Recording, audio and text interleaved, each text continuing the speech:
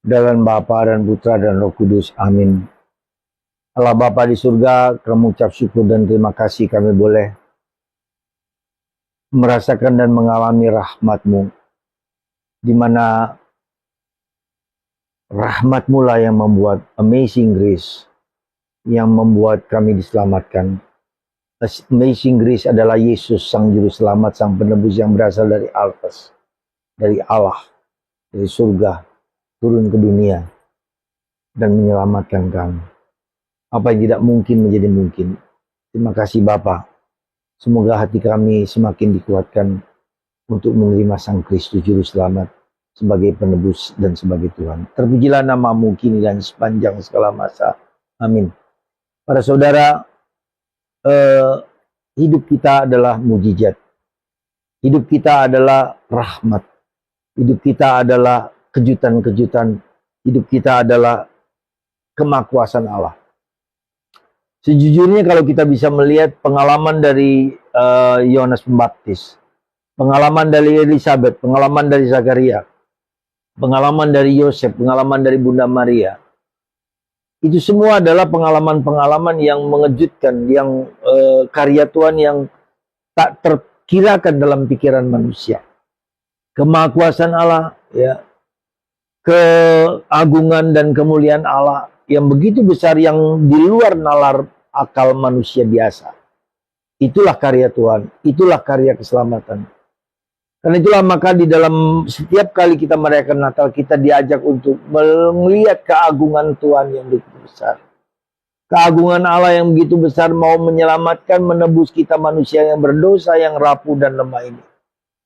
Tak terkirakan dan tak terbayangkan bahwa kita semua berada dalam situasi yang sebetulnya meskipun kita diciptakan juga dengan begitu agung dan begitu mulia, tetapi kita harus tahu dan sadar bahwa sebetulnya semua itu hanyalah untuk memuji keagungan kemuliaan Allah yang begitu besar. Dan itulah tujuan dari hidup kita. Maka dua hal penting, dua tokoh penting yang keselamatan itu terjadi adalah Roh Kudus dan Bunda Maria.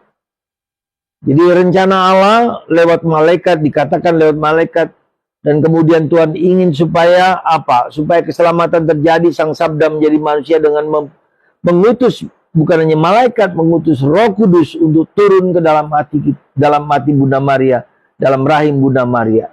Dan terjadilah manusia yang kita sebut Yesus. Terjadilah manusia yang kita sebut dengan Yohanes, ya. Dua tokoh besar yang terjadi karena intervensi Allah yang besar. Dan itu sebetulnya juga intervensi Allah dalam hidup kita masing-masing. Dan kalau kita menemukan panggilan Allah yang begitu besar itu, keagungan Allah yang begitu besar dalam diri saya dan dalam diri Anda.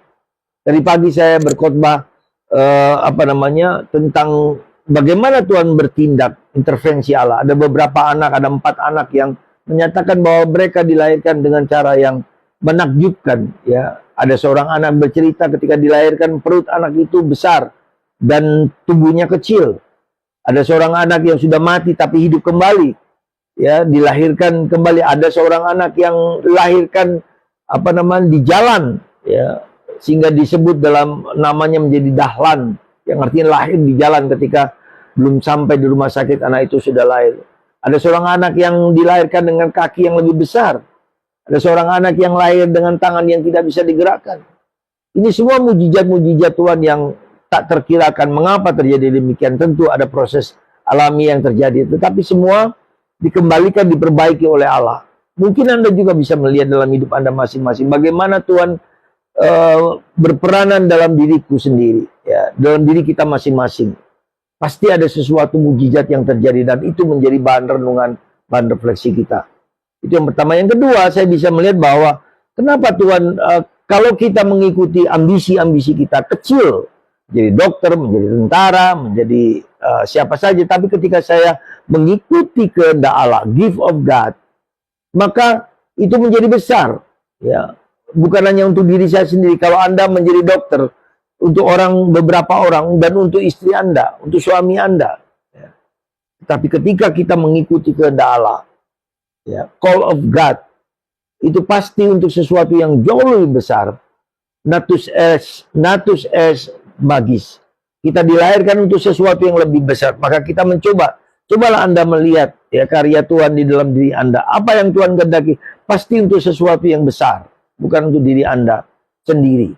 Maka mari saudaraku, seperti Yesus, seperti Bunda Maria, seperti Elizabeth, seperti Zakaria, seperti Yohanes Pembaptis, itu semua dan para kudus lainnya pasti untuk sesuatu yang lebih besar.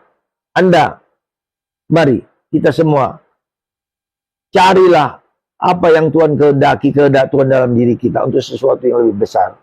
Semoga Anda semua diberikan rahmat berlimpah dan Anda tahu apa yang menjadi Tuhan kehendaki dalam diri Anda. Saudara, di tangan saya ada rosario yang dibuat para postulan. Bagi Anda yang berminat, ya nanti kami akan bagikan kepada Anda. Ya, dan ini doa rosario ini adalah doa yang sudah saya doakan. Ya, doa saya adalah Tuhan Yesus kasihilah aku orang berdosa. Tuhan Yesus kasihilah aku orang berdosa. Tuhan Yesus kasihilah aku orang berdosa. Dan kalau Anda menggunakan rosario sebagai doa rosario bagus sekali.